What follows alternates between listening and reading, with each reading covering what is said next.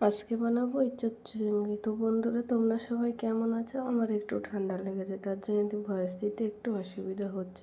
ইঁচড় চিংড়ি বানানোর জন্য প্রথমে ইঁচড়টাকে ভালো করে কেটে ধুয়ে পরিষ্কার করে নিয়েছিলাম। চিংড়ি মাছটাকে ধুয়ে পরিষ্কার করে নিয়েছিলাম, নিয়ে তারপরে পেঁয়াজ কেটে নিয়েছিলাম, টমেটো কেটে নিয়েছিলাম, দিয়ে তারপরে চিংড়ি মাছগুলো ভেজে নিয়েছিলাম। ভেজে নেওয়ার পরে আমি আলাদা করে ইঁচড়টাকে ভেজে রেখে দিয়েছিলাম। ভেজে রাখার পরে পেঁয়াজটাকে দিয়ে দিয়েছিলাম তেলের মধ্যে। পেঁয়াজটা যখন ভাজা ভাজা হয়ে গেছিলো, তার মধ্যে দিয়ে দিয়েছিলাম টমেটোটা দিয়ে দেওয়ার পর যখন টমেটোটা ভাজা হয়ে গেছিলো, আগে থেকে বেটে রাখা মশলা দিয়ে দিয়েছিলাম।